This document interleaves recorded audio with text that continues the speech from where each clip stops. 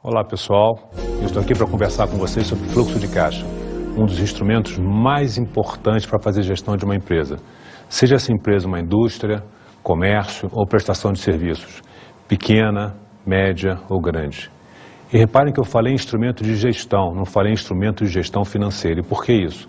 Nós não podemos fazer a gestão de qualquer tipo de negócio sem antever, sem prospectar os efeitos que as nossas decisões vão ter do ponto de vista da geração de caixa. Dado que todas as contas, tudo aquilo que nós fazemos sempre vai ter algum efeito dentro do caixa. Então, se o caixa é importante, vamos discutir todos esses efeitos a partir desse instrumento fundamental chamado fluxo de caixa. Vamos lembrar que toda empresa, na medida em que ela começa a investir, e sempre esses investimentos são refletidos nos seus ativos, e por ativos vamos entender estoques, vamos entender máquinas, vamos entender equipamentos, vamos entender instalações e vamos entender também as pessoas. Muito embora, no ponto de vista da contabilidade, essas pessoas não sejam refletidas nos demonstrativos contábeis, como especificamente o balanço, elas são, sem sombra de dúvida, o ativo mais importante de qualquer tipo de negócio. Então, na medida em que a empresa começa a fazer investimentos, ela precisa de recursos para poder gerar o investimento. E esse investimento, na medida em que ela começa a crescer e cada vez mais, tem que ser cada vez maiores. O que significa que, na medida em que a empresa cresce, ela precisa solicitar mais recursos, ou dos sócios, ou daqueles que não são sócios, representados pelos bancos, pelos fornecedores.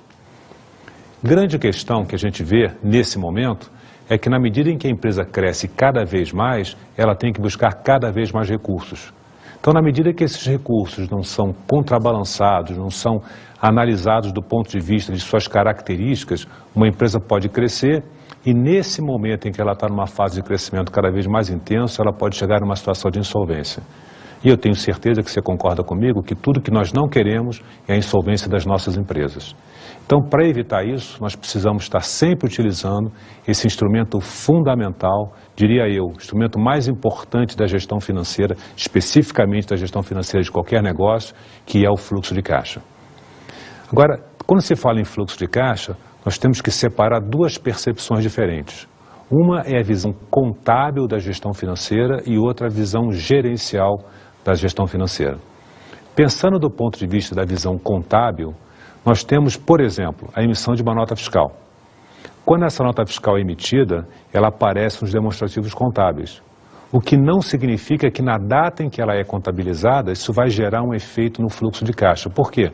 Essa venda, ela pode ser feita do ponto de vista de prazo. Em outras palavras, ela pode ser feita para receber do cliente com 30